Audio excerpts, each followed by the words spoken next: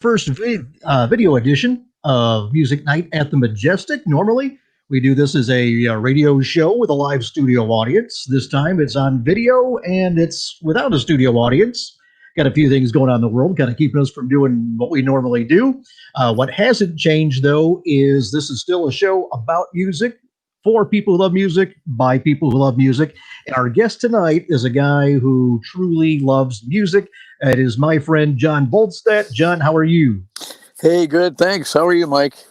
I'm doing good. Now, for those of you who are looking at John going, you know, he looks familiar. The name sounds familiar.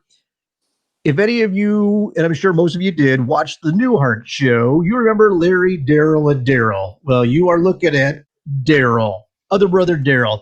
John, why don't you, before we get into all the music, I know we're going to get questions from folks about Larry, Darryl, and Darryl. Why don't you give them a story or two about those times? Oh yeah, they were great. We were one big happy family. It was 8 years from 82 to 90, and 150 episodes, I believe, and we were in like 75, 80 episodes out of those. And we did a few the first year, and then they added each year as time went on. Yeah, until we were doing like about a good number of shows per year. Yeah. Now, originally there was supposed to be a one-time deal, was it? But you guys were so popular that it turned into a regular gig. Yeah, exactly correct. Yeah, and Bob liked the chemistry between all of us, and they loved the audience reaction. Yeah. Yeah, that was good. I remember that in the very first episode with you guys. Yeah, Mrs. I remember Newton's body. Exactly. Yeah, they were looking for somebody to remove the body that had been there for 100 years or whatever it was, and then you three show up, and you're more than a little excited. Oh, we're very excited to go under the house. Yeah, you kidding? Our favorite thing is going under houses and all kinds of stuff. We get disappointed, at the end of the show because we didn't have to dig her up. We just had to go find somewhere else. So we went to the bog and hung out. Yeah. There you go. Yeah. Now, for those who don't know, you have been like every staple show, of the 70s, 80s you were in. I remember seeing you in Charlie's Angels. Right. And an episode of Chips. Yes. Right. And then, in fact, the Chips one, you were the guy working the drive-through. It didn't exactly. Yeah. Did they like try to pull you through the Don Stroud tried to pull you through the window? Absolutely, he did. Yes, and then in Charlie's Angels, I was the Polish photographer. Glupia amerykańskie zobaczenie, which means. Now, which one was more fun to do? Oh, they were all fun to do. That was fun because it was Cheryl Ladd, Well, you can't go wrong there. Now, another of the big movies that you were in Stripes. Yes, indeed. Yeah, that was great fun. A lot of fun. Yeah. Now you were in the famous scene where you're holding the grenade. That was with you and John Larroquette, correct? Right. Correct. Yeah. What was that like? Oh, it was super. It was great. He pulls a grenade, and I have to run out. And as I run out, everybody's saying "grenade," So too bad we didn't hear an explosion, though. I would have liked to have been like all powder on my face, like stick. Yeah. See, if they would have done it in 3D, you'd have been set. I know, that's right. You're right. Yeah. And Warren Oates was great. He was worked on that as well with Bill Murray and John Candy and Harold Ramis and all those guys. Exactly. Now, getting back to Newhart, because I'm actually getting texts here, people wanting to hear stories about filming on the Newhart show. Sure. Well, we had a great time. We did 2 shows. We started at the beginning of the week. We did a read through. And then we did technical rehearsal, and then we did a camera rehearsal. And then by Friday we did 2 shows: afternoon show and an evening show with audiences. All right. Well, we got folks commenting here, wanting to say hi to you. Okay, cool. Hey, everybody. There's Reed checking in, and Lisa. Yeah. And Bree and Basil. Oh, good. Oh, cool. Say hello to you. Okay, cool. Good deal. Now, of course, the whole point of music night is to talk about everybody's favorite music and stuff, and that's where you and I have spent a ton of time, Right. talking about it. Uh, and you're like me; your musical taste just completely runs the gamut from one end to the other. Right. Right. Yeah, like Duke Ellington said, there's only two Oh, yeah. kinds of music: the good kind and the other kind. There you go. You're right. So now, Exactly. what have you been listening? What's been your go to music recently? Most recently, wow. Well, it's funny. Let's see. I was listening to Cole Porter yesterday. 'Cause some Cole Porter, but Can't go wrong there. gosh, everything. Some Genesis and Yes and uh, Fountains of Wayne There you go. and some good old pop faves. Dave Edmunds and Nick Lowe and Elvis Costello and Yeah, well, tell you what, that's one of the things that you and I, have in common. We spend a lot of time talking about is the well, Rockpile, Nick Lowe, Dave Edmunds, Billy Bremner, Terry Edwards, right. all those guys, and all the stuff, and then all the stuff too that Nick Lowe, produced. I know. You know, Yeah, the exactly. early Elvis Costello stuff, what have you. In fact, one of the songs that you actually had picked to do on this show Right. was, an Edmunds track. Right. So Creature from the Black Lagoon. exactly. Yeah. So Which was which And what it's made one of my you favorite do films. It's one of that my one? favorite films. It's one of my favorite films. And I thought it was so cool when it came out, like in '79, I guess it came out, that somebody actually did a song to it, you know, and great pop song. Yeah, exactly. And So tell you '79 what, was here like if an we can, important time. Yeah. if we can get this to work, we'll be able to pop this in here. Well, Cool. technology's not being my friend, so Oh, we'll well, just that's okay. have to talk about it here. Creature from the Black Lagoon. Yeah, right. That's good. Yeah. Well, what's great about that, Dave was such a historian Yeah. on that music that I mean, and you can hear it. I mean, he's got the passion for it and his knowledge of. He's like an encyclopedia. Right, right. And the lyrics on it are great. I mean, they're basically describing just a guy getting up and thinking, I'm lonely, I need to go get a girl. And has to go. And then here goes the creature. The creature from the Black Lagoon, Yeah. exactly. Yeah. So, now was it actually the? I was just listening to the Rockpile "Seconds of Pleasure" Oh, yeah, album, right. Yeah, right. Great. and I mean, man, what an album! There's not a weak song on the entire album. Yeah, And then no, if you I got love crashing, uh, all the songs on that album. Yeah. I yeah, can't because I mean, titles don't come to me. play that fast thing. Yeah, If right. sugar was as sweet as you, knife and a fork. You Right. know, Yeah, it's if so I write the good. book, yeah. Oh And then yeah, when they every time really yeah, that was so good. Especially when Elvis absolutely did it as well. yes, yeah, exactly. Yeah. So now another song that you chose is Rush. Time stands still. Right. Yes. And so now we're kind of doing that leap from bare bones, simplistic. I don't. I shouldn't say simplistic, but Right.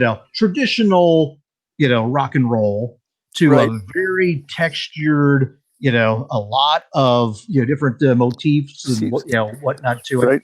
And What then he had attracts Amy. you He had Amy Mann singing with him on that. The girl from Till Tuesday. The exactly, man? She's got a voice is phenomenal scary. voice. Yeah. Right. Exactly. So I'm sorry I interrupted you when you. No, keep going. So that's You're the what. guest. I'm just here taking up space. So yeah, no, it just time stood still. It was just I had a thing about time standing still and other songs that had to do with time, like Chicago. But time stood, and I love Rush. And I actually met Geddy Lee in the airport in Chicago one time, and we were crossing paths, and and I went over to him and I showed him my copy of 2112 that I had in my case, and then he signed that for me, and then No, very cool. he recognized me as Darryl, and I signed an autograph picture for him. Oh, So that was very cool. yeah, absolutely. That's something that you don't forget. I know, yeah. So, And well, besides Time Stands Still, what's some of yeah. your other favorite Rush tracks? Oh, Tom Sawyer. Mhm. Um, um, um, Well, what was, there's quite a few you to know, go through. I go so yeah, and I was so sad when Neil Peart just recently died. You know, too. Um, Right. um, I'm lousy with remembering titles. I just know the whole album. Like the Time Stood Still was on. Hmm. It was one of my favorites. Yeah. And Spirit of the Radio. yeah, Spirit of the Radio. Right. Thank you so much. Yeah. I think you know titles better than I do. Maybe. No, I just know the ones that I do know. That's all. Right.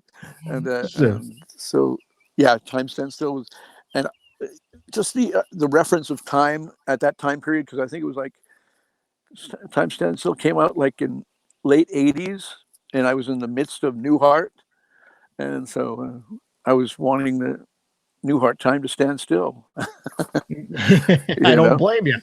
yeah. And it was just really cool. And I'd just seen Amy Mann until Tuesday at the Palace in Los Angeles.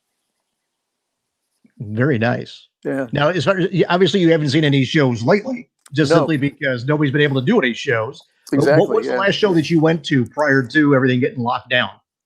Oh gosh. Oh, it was a jazz show. It was Pizzarelli, John Pizzarelli. Oh, okay. Yeah, He's got one of my favorite versions of Route 66. yeah, he does. Isn't it great? And he did his whole new album tribute to Nat King Cole when he was came through here. Excellent. Yeah, and his dad was so great too. Yeah. Well, I'll tell you what, that actually kind of serves as a segue for us to the other song that you had chosen for Right. the show, and that was Frank Sinatra's "High Hopes." High Hopes, yeah, from A Hole in the Head with Eddie Hodges. And Exactly. Now what made you choose that one, and what importance does that have in your life for you? well, it was 1959. The film came out, and it was like, I think I saw it at the drive-in with my mom, and I liked the fact I wasn't I my mom was divorced, and my I didn't have a dad, so Sinatra was a father figure at that time. So and it was the kid singing and his dad singing about high hopes, and you got to move that tree. You got to and so it's very positive. And I had a very close relationship with my mom, and it was always in my head, holding the head and the high hopes. And I was a big Sinatra fan, and Eddie Hodges when he was acting, I loved him, and he did a great Huck Finn in like '61 or '62. But it was I was let's see, I was 59, and so I was like 8 years old, and we were living in Minnesota at the time, and I was in elementary school, and it just reminds me of my being a kid, and. Did you used to sing that song like when you had company over and stuff? Oh yeah, no, I would. What I'd do is I would do like little.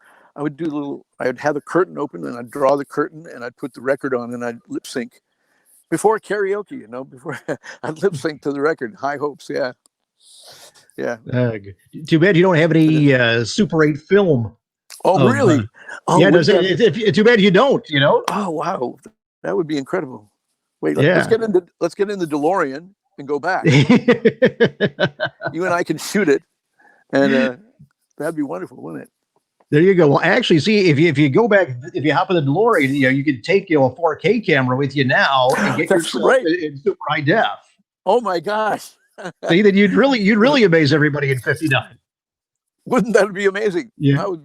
I'd be an alien for sure. Yeah. Now, actually, speaking of '59, have you ever heard Brian Setzer's track '59? I'm not familiar. I love Brian Setzer. It's off of his Ignition album, and Really? it's the whole theme of it is everything I love is from '59. Anyway, that's so it's a cool. phenomenal track. Phenomenal. Got a great riff to it. Yeah. The lyrics are relatable to where anybody that was around then could understand it. Talking about Oh wow. going to the drive-in with the family, and Cooper how Bill's cool. rolling off the line and stuff. So right. Yeah, and if technology was my friend, I'd pull the video up for you right now. But Oh, we'll yeah, just say I'm that I'm for the gonna next check time that out. you're on. Oh yeah, that'd be super. Yeah, because I'm just used to him after the Stray Cats, you know, doing his big band stuff. Yeah, well, I'll tell you he's an interesting guy Yeah. because to go through. I mean, he basically single handed brought back two genres of music. You Yes, he know, did. in Yeah. the And early '80s, he brings back rockabilly, and I mean, right. he's got an encyclopedic knowledge of rockabilly. Right. Amazing. And Yeah. then 12 years later, that first Setzer Orchestra album comes Yeah. out. And I Yeah. remember, I had no clue that the album was coming out, and I happened to be in Right. the record store, Uh-huh. and back when record stores were still prevalent, and That was seeing an it there, early and well, job that for looks me. Yeah. yeah. Yeah. And I was like, you know what? There are certain performers and certain producers that if I see their name, I'll throw down my cash. Sure. And Brian Right. Setzer's one of them. And Right. how it was just amazingly refreshing. And that was the album that had his version of Route 66 on it, that where Oh, he cool. did the medley of Bobby Troop's Route 66, but then also Right. Nelson Riddle's theme to the Route 66 TV show. Oh my You know, gosh. Yeah. Yeah. and I mean, just phenomenal. But I think one of the lost treasures of the '80s. His first solo album came out in '85. It was an album Uh-huh. called "The Night Feels Like Justice," and Oh. just a phenomenal. Don Oh, how Gehman, who had cool. produced I know John that name. Mellencamp stuff, did it, Yeah. but it had Kenny Aronoff on it, and it was, if I remember right, Setzer described it as meat and potatoes with Tabasco sauce. Oh, I And I got mean, to check that out.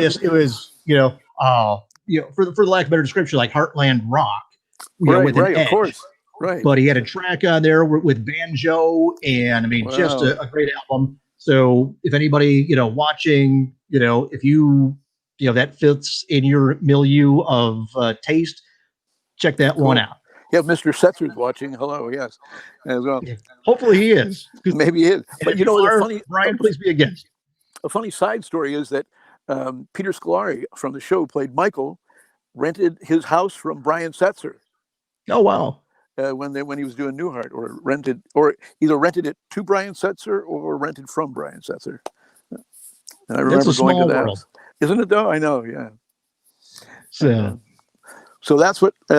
So that's what reminded me of the hole in the head thing, and with the Sinatra yeah. thing. I was always doing Sinatra and whatever. Yeah, now with Sinatra, you've got those distinct eras. Yes. You've got like everything up to 54, and Yeah. then you've got that middle chapter, Right. if you will. Exactly. And Yeah. the very first song he cut Yeah. at the start of that was "I Got the World on a String." Yeah. Right. That was from Wee Small Hours, right? Exactly. Yeah. Right. Great. Yeah, and that's one of my favorite Sinatra songs. Yeah. But it's like when you look at okay, we're going to start fresh. The very first thing we're going to record is a song that's still being used in TV commercials fairly recently. Right. All Right. these Right. years later. Yeah. So, Yeah. but you've got that. Then you've got the reprise years. Right. When he went out on his own, his own Yeah. deal, and then Yeah. the later years, they're like their own thing. But Yeah. Well, he did that so great album with at the Sands with Count Basie. I think it was. Was that? yes. Or was it Count Basie or Duke Ellington at the Sands? It was Basie. Yeah, right. That was a great album. Oh, that was a fantastic album. So yeah. the And, the thing with Sinatra is no matter he could emote so much emotion, which I know is probably kind of Right. redundant, but when he sang a sad song, you felt how sad he or the character was. right. And if it was a happy song, like I Got the World on a String, you felt that joy. Exactly. Yeah. So, And what's funny was that the Route 66, when Depeche Mode did it, that was a great version of Route 66 too. absolutely. In fact, they had a Nile Rodgers did a Oh, I love remix Nile of Rodgers. that Did he? on the Earth Girls Are Easy soundtrack, the Julie Brown movie. Oh yeah, Julie Brown was Yeah. on Newhart. Did you? Okay. She played one of Julia Duffy's best friends named Buffy on Newhart. Go figure. So that was pretty much the character that she was parodying in Earth Girls. Yeah, So, exactly. Yeah. But that's the say that Nile Rodgers remix. To say that's on that soundtrack is as good as the original version is. That say his remix is even better. And such a wonderful producer, Nile Rodgers. Oh, absolutely. With chic and everything. Yeah. Well, and he's another guy who, when you think about the stuff he did, leading Chic, and then producing David Bowie's Let's Dance album, right? And all the stuff that he's done since then. Yeah, and Bowie's like one of my heroes too. We could go on forever about Bowie as well. Yeah. Okay. Favorite Bowie track. Favorite Bowie track, Starman. Okay. Starman and Changes. Now, why those two? Well, because for Changes, because of the way they change. You change like it seems like different periods of your life. I say they're chapters in your life. So Newhart was like a chapter for me, and I studied acting in London, and that was like another chapter for me. And I think so. That's why the changes. It's always good to change. It's a positive thing to change. It's not a negative thing, even though it's hard to change sometimes. Well, change is the only constant, though. That's exactly, yes. And Starman was just as I would used to when I was back in the 70s and even 60s. Even though that was, let's see, Starman was like what, 73 it came out. Mm-hmm. So, but I would always want to be a starman. I would always want to go up in the stars, and I'd look up at when you could see the sky, when you could see stars. You can't always see them anymore, And I'd like, oh, some alien come take me away. I want to go see what life is like up in the stars. Yeah. Well, like you say, Bowie had those distinct periods, just like Sinatra. Exactly. A lot of times, I'll listen to it and I was like, okay, I'll really like one era, and then the next period, of output from somebody, I'm like, not exactly, right. I don't care for it as much, Right. Right. I wasn't a great fan of Tin Machine time, the few tunes they did, but mm-hmm. It was cool. It was a nice, really a change for him. Yeah. Now, one guy who had, I guess you could say two distinct, periods as far as, musical style and all that would be Van Morrison. Oh, Van. Yeah. You've got Gloria. Yeah. You say you've got the early stuff with them, the early solo stuff. And then, the late 70s, then he's gonna, gets into the updated sound, if you will. And, exactly. His jazz, and with him, with his jazzier sound in the mid 80s. Like I remember we were doing when we were doing Stripes, I was listening to it was like we shot Stripes in like 1980, and it was what was the name of that album that came out in 1980 of his? Do you remember what it was? Van Morrison album. It had a hit. It's not, you know what? I can picture the album cover. I can't think of the name. Yeah, but I know what you're saying. Yeah. And so everybody was a Van Morrison fan too. And also, what was funny was when we were doing Stripes, it was 1980, and John Lennon had passed away, and we were actually in Indiana shooting that day, and everybody, it was on a Sunday, and everybody did their own little thing. Like Laura Kett went out in the woods, and because Lennon was a big icon for him, as for most people at the time, and everybody did their own thing. But I digressed from Newhart as well. I'm sorry. Yeah, no problem. This whole show is about music and memories and what it brings back, and the passion for it. Yeah. So now with Van Morrison, he had an album out in '91. They had Real Gone, which is one of my favorite Real tracks. good. Yeah. Yeah. And Okay. then background, well, about almost 10 years later, he had another album that was just phenomenal, I don't think So, he really put out too many bad albums, actually. Really. no, I And mean, some of them do tend to, the stuff in yeah, like early the 2000s does tend to sound very, very similar. yeah, right. Yeah, However, you could do worse than listening to similar sounding Van Morrison songs. yeah, exactly. Yeah, right. And So, when you mentioned when we were talking about that, it reminded me of Dr. John with mhm. his different periods. From his Iko and doing the legitimate and the old Cajun music and stuff too. Right. Now, Basil made a comment here. I believe that the one artist that John really adores is Ella Fitzgerald. Yes. Oh, yeah. He tells you that. Oh, that's a great story. Yeah. Ella Fitzgerald was like one of my favorites, and I saw her like a couple times. I saw her at the Ambassador Hotel in Los Angeles, Mm-hmm. and I was like 13 years old, and I'd written her a fan letter, and then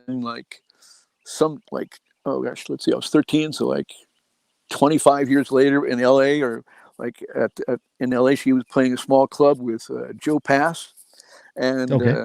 I reminded her about the fan letter I wrote to her, and meeting her and stuff, and she couldn't be sweeter. Yeah, That's she was. great. Yes, thank you, Basil. Thanks. Now he's a Bowie fan. He went to every Bowie concert you can imagine. So, Wow. yeah. The stories that he must have to tell. Yes, yeah.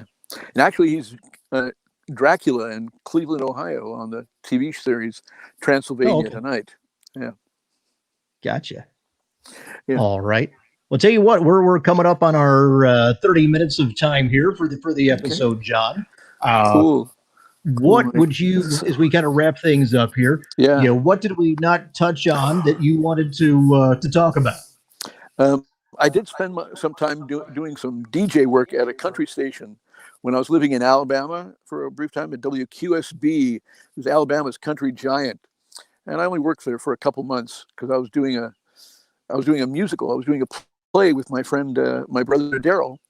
We toured the States, and in between, I was this country DJ, and I did the Saturday night show from I had the 6 to midnight shift, and and so my last, when I was all done and I was going back on the road to do the show again, I put on Patsy Cline, Walking After Midnight, and my son said, "Gosh, that sounds like a movie ending." when I ended that, just as I was leaving the show, and saying, "Good night, everybody. This is the other brother Darryl." Now, did you play the original 1957 version, or did you play?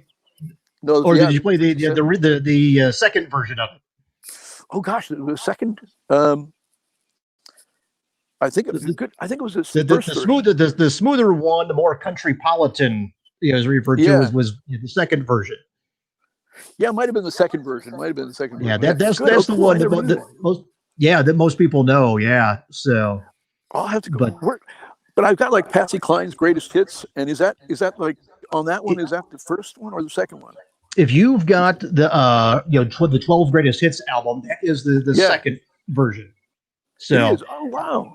Yeah, and the production value on it is more like Crazy, I Fall to Pieces. It's the standard Owen Bradley sound, which is phenomenal. Okay. Oh, sorry. Okay. my little dog just came out. No, good deal.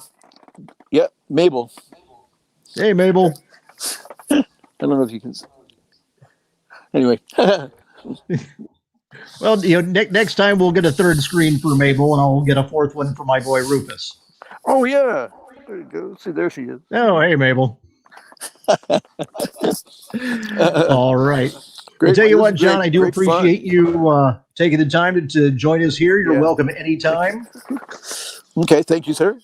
I know that we would have got she's getting a cameo, John. Yep. Better get her an agent. All right. Well, tell you what, I want to thank everybody for joining us here in our first Facebook Live edition of Music Night at the Majestic. Right. Big thanks to John. I want to appreciate everybody who has stopped by to make comments, like, what have you. And we'll be doing Thank this you, again everybody. next week. And John will be back sometime soon. Absolutely. Thank you, Michael. Great time. Same here. Thanks. Okay. Goodbye, See ya. everybody. Goodbye.